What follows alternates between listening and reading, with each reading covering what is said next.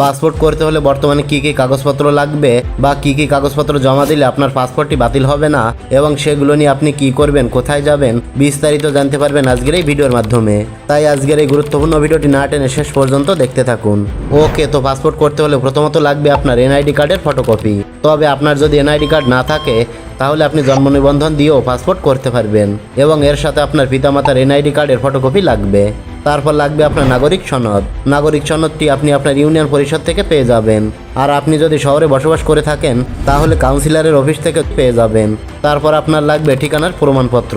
ঠিকানার প্রমাণপত্র হিসাবে আপনার লাগবে ইউটিলিটি বিলের কপি, যেটা আপনার বিদ্যুৎ বিল, গ্যাস বিল বা পানি বিলের কপি হলেই হবে। এগুলোর যে কোনো একটা জমা দিলেই হবে। তারপর আপনার যেটা লাগবে সেটা হচ্ছে পেশার প্রমাণপত্র।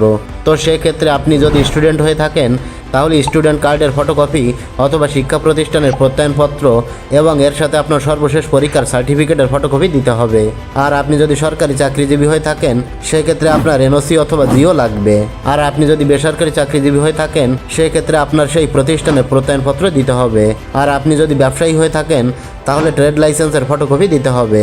আর আপনি যদি বেকার হয়ে থাকেন তাহলে আপনার বেকারত্বের সনদপত্র দিতে হবে। এটা আপনি ইউনিয়ন পরিষদ থেকে পেয়ে যাবেন। আর আপনি যদি শহরে বসবাস করেন তাহলে এটা কাউন্সিলরের অফিস থেকে পেয়ে যাবেন। এই সকল ডকুমেন্টস নিয়ে আপনি পাসপোর্ট অনলাইন করবেন যে কোনো কম্পিউটার থেকে, তাহলে আপনি একটি আবেদন ফর্ম পাবেন এবং সাথে একটা পে সামারি পাবেন।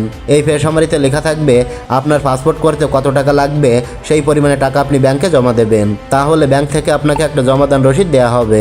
তো যে সকল কাগজপত্র নিয়ে আপনি পাসপোর্টের জন্য অনলাইন করেছেন এবং অনলাইন করার পর যে সকল কাগজপত্রগুলো পেয়েছেন সমস্ত কাগজপত্রগুলো একসাথে করে আপনি নির্দিষ্ট দিনে চলে যাবেন পাসপোর্ট অফিসে।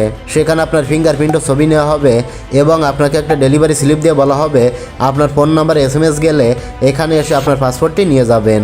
আশা করি বুঝতে পেরেছেন যে পাসপোর্ট করতে আপনার কি কি কাগজপত্র লাগবে এবং সেগুলো নিয়ে আপনি কোথায় যাবেন, কি করবেন। তো এটাই ছিল জানানোর বা দেখানোর।